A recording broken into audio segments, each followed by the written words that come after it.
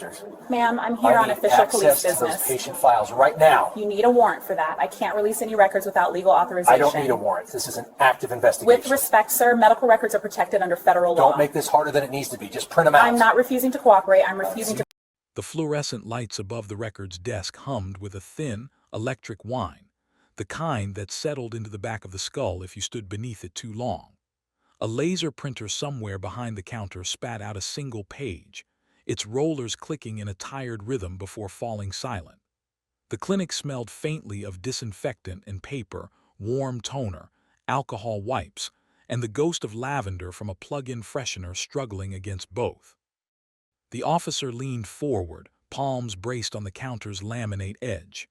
His bodycam tilted with the movement, horizon dipping before correcting. Across from him, the administrator kept her hands folded loosely over a closed file folder, knuckles relaxed, posture upright. "You're really going to stand there and tell me no?" he had asked. "Yes, because the Constitution says I can." The silence that followed wasn't empty. It was filled with the soft whir of a sealing vent, the distant murmur of a patient arguing about copays, the click of a mouse somewhere down the hall. The officer exhaled sharply through his nose. "You think you know the law better than me?" "I don't think," she said. "I know." He straightened a fraction, shoulders squaring as if the posture itself could restore control. "Ma'am, this is an active investigation. I don't have time to play paperwork games." Her lips pressed together, not in irritation but in restraint. "Protecting patient records is not a game," she replied. "It's federal law." A chair leg scraped across tile behind him. Someone coughed, a wet, persistent sound. The officer's radio emitted a faint burst of static, then died again, as if reconsidering its usefulness. He tapped the counter with 2 fingers. "You're obstructing." "I'm complying with the law," she said. "There's a difference." He leaned closer. The camera followed, the frame filling with her badge clipped to the lab coat, name, credentials, a small gold pin in the shape of a caduceus. He didn't read it. He stared past it. "Print the records," he said, voice low now, controlled in the way anger sometimes is. "Let me sort it out later." She shook her head once. That would be a violation. The printer behind her woke again, gears churning, then jammed with a mechanical cough. She didn't turn around. "Who's your supervisor?" he asked. "Unavailable," she said. "In surgery at the hospital across town." The officer's thumb hovered near his shoulder mic. He pressed it. Static answered first, then a dispatcher's voice, thin through interference. "Unit 14, say again." "I need confirmation," he said. "Medical facility refusing records." A pause. "Do you have a warrant?" His jaw tightened. "Negative." "Then they are within rights to refuse." The transmission clipped off.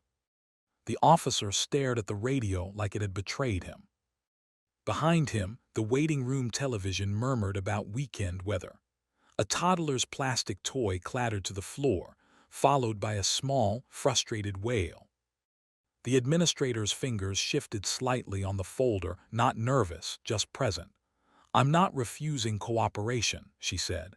"If you return with a warrant, we will comply immediately." "You're slowing an investigation," he replied. "I'm preventing a lawsuit," she said. The words landed without force, but they stayed. He glanced toward the hallway, as if expecting someone else to emerge and take control. No one did. A nurse pushed past the doorway carrying a tray of labeled vials, not looking up. The officer rubbed the bridge of his nose, then caught himself and dropped his hand. "You're telling me you won't help." "I am helping," she said, "by ensuring evidence you collect is admissible." He blinked. The statement seemed to snag somewhere in his process. The printer beeped again, a high apologetic tone, then fell silent. Dispatch crackled once more. "Unit 14, be advised. Legal liaison available by phone." The officer didn't respond. His thumb hovered over the mic, then withdrew.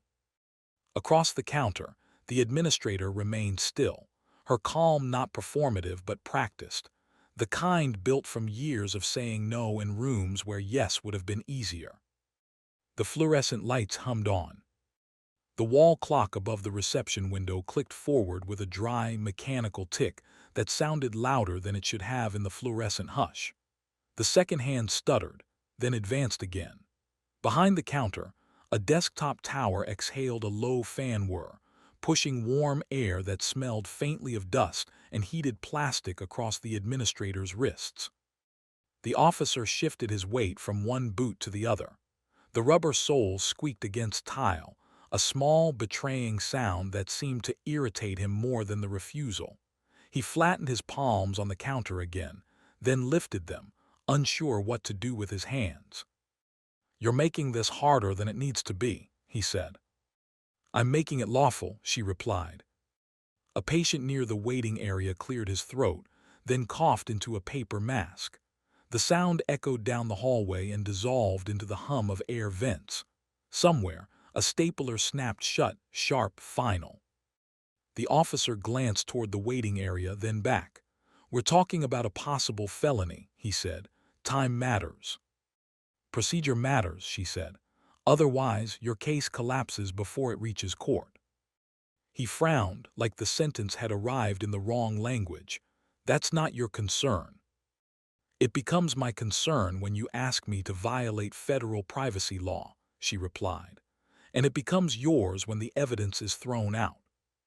His radio crackled, then squealed with feedback before going quiet. He winced, unclipped it, and tapped the side with his knuckle. The display flickered once, then steadied. "Dispatch confirm legal liaison," he said. Static then, "On another call, stand by." He exhaled through his teeth.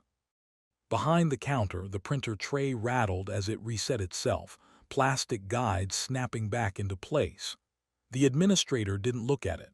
Her focus stayed on the officer's face, not confrontational, just present. "You're not even trying to cooperate," he said. Her eyebrow lifted slightly. "I offered immediate compliance with a warrant." "That takes time." "So does defending an unlawful search in court." He looked away, jaw flexing.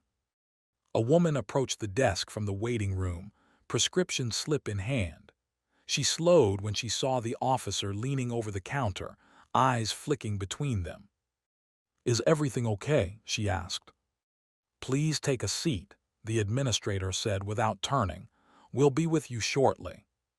The woman hesitated, then retreated, chair legs scraping softly as she sat. The officer leaned closer, lowering his voice. "You're interfering with an active investigation." "I'm preserving its integrity," she replied. He shook his head once, a sharp motion. "You're hiding behind policy." "I'm standing on it," she said. The words hung in the air between them. The officer's thumb hovered over his mic again, then pressed. "Dispatch, need confirmation. Medical facility claims HIPAA protection." A long pause. Background chatter bled through the channel, another unit reporting a traffic stop, a dispatcher repeating an address. "Affirmative," dispatch replied at last. "Protected health information requires warrant, subpoena, or patient consent." The officer closed his eyes briefly, then opened them, staring at the counter's forward grain as if it might offer an alternative.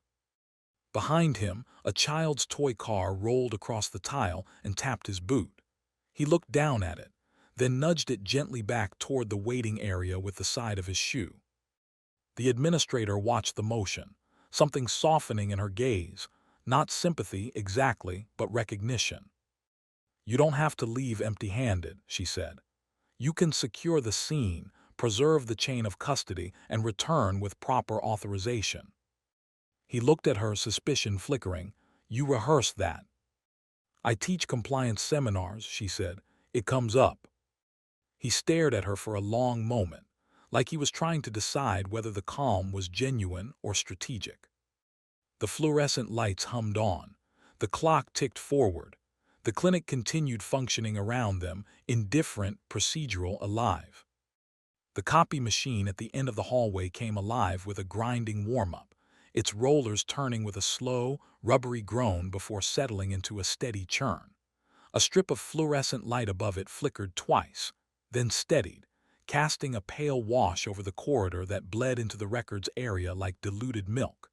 The administrator didn't turn to look. Her fingers remained lightly resting on the closed folder, the edge aligned precisely with the counter seam. The officer straightened, then paced one measured step to the left, then back again, a contained circuit, as if the square of tile beneath his boots defined the limits of his authority. His radio gave a faint chirp, then fell silent, battery indicator blinking weakly. "You teach compliance," he said, the words coming out like an accusation. "I teach staff how not to violate the law under pressure," she replied. He ran his tongue along the inside of his cheek, a small, habitual motion. "You're assuming I'm applying pressure. You're demanding protected records without legal authority," she said. "That qualifies." A nurse passed behind the officer carrying a stack of sealed specimen bags, labels fluttering. She slowed, sensing the tension, then continued down the hall, sneakers whispering against tile. The officer pressed his palms together briefly, then dropped them to his sides. "We're trying to locate a suspect," he said. "Medical records could confirm treatment." "And if they do," the administrator replied, "you'll need that confirmation to be admissible. Otherwise, your suspect walks." He frowned. "You're not on my side." "I'm on the side of the law," she said. The wall clock ticked again. Somewhere in the waiting area, a chair leg dragged, followed by the soft rustle of a magazine page turning. The air vent above them exhaled a steady stream of cool air that smelled faintly of antiseptic and paper dust. Dispatch crackled back through the officer's radio. "Unit 14, legal liaison available now if you need procedural guidance."